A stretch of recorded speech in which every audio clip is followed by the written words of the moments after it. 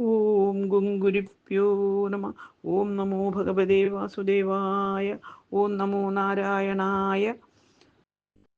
നാരായണീയം ദശകം 79 ശ്ലോകം 5-6. പീതാംബരം കരവിരാജിത ശംഖചക്രകൗമോദഗീ സരസിജം കരുണാസമുദ്രം രാധാസഹായമതിസുന്ദരമന്ദഹാസം വാതാലേശമനിശം ഹൃദി ഭാവയാമി. ശ്ലോകം 5.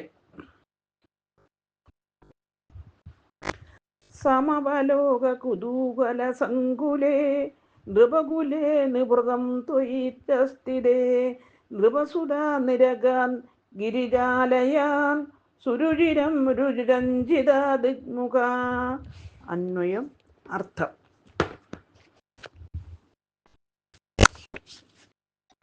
നൃപകുലേ രാജസമൂഹം. സമവലോക കുതൂഹല സങ്കുലേ രുക്മിണിയെ കാണാൻ കുതൂഹലം കൊണ്ട് നിറഞ്ഞവരായും ത്വയിച്ഛ അങ്ങേ നിവൃതം നിശബ്ദതയോടുകൂടി സ്ഥിതി ചെയ്തപ്പോൾ നൃപസുത രുക്മിണി രുചിരാഞ്ജിത ദിഗ്മുഖ തൻ്റെ സൗന്ദര്യത്തിൽ ദിക്കുകളെ പ്രഭാപൂർണമാക്കിക്കൊണ്ട് ഗിരിജാലയാൻ പാർവതിയുടെ മന്ദിരത്തിൽ നിന്ന് സുരുചിരം മനോഹരമാകും വണ്ണം നിരകാൻ വെളിയിലേക്ക് വന്നു. ഹരിവും. സാരം. ശിശുപാലൻ തുടങ്ങിയ രാജാക്കന്മാർ രുക്മിണിയെ കാണുന്നതിന് സന്തോഷത്തോടുകൂടിയും ഭഗവാൻ രുക്മിണിയെ അപഹരിക്കുന്നതിന് സമയം നോക്കി നിശബ്ദനായും സ്ഥിതി ചെയ്തു.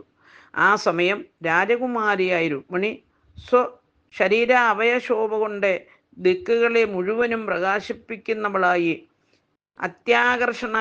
അത്യാകർഷകമാകും വണ്ണം ദേവീക്ഷേത്രത്തിൽ നിന്നും വെളിയിലേക്ക് നടന്നു. ഹരിവും. ഓം ഗുങ്കുരിപ്യോ നമ.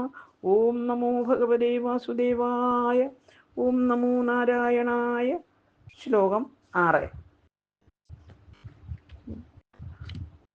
ഭുവനമോഹന രൂപരുജാത്തദാ വിഭിഷിതാഖില രാജകദംബയാ ത്വമവീദേവ കടാക്ഷ വിമോക്ഷണൈഃ പ്രമദയാ മദയാഞ്ച കൃഷേമനാം. അന്വയം അർത്ഥം. ദേവ പ്രഭു.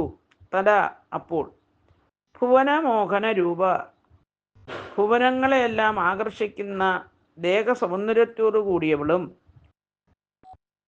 വിവിശിതാഖില രാജകദംബയ രാജസമൂഹത്തെയാകെ അനുരാഗപരവശയാക്കിയവളുമായ പ്രമദയ സുന്ദരിയായ രുക്മിണിയാൽ ത്വമവി അവിടുന്ന് കടാക്ഷ വിമോക്ഷണൈ തുടരെയുള്ള നോട്ടങ്ങൾ കൊണ്ട് മനാങ് അല്പം മതയാഞ്ച കൃഷി മതമുള്ളവനായി തീർന്നു. ഹരിവും.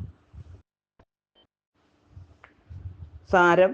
ലോകജനസമൂഹത്തെ മുഴുവൻ അനുരാഗപരവശരാക്കുന്ന ശരീരകാന്തിയോടുകൂടിയവളും ശിശുപാലൻ തുടങ്ങിയ രാജാക്കന്മാരുടെ സമൂഹത്തെ കാമവികാര വിധേയമാക്കിയ സൗന്ദര്യത്തോടു കൂടിയവളുമായ രുക്മിണി ആകർഷങ്ങളായ കടാക്ഷങ്ങൾ കൊണ്ട് ഭഗവാന് പോലും അല്പം അനുരാഗപാരവശ്യം ഉളവാക്കി. ഹരിവും.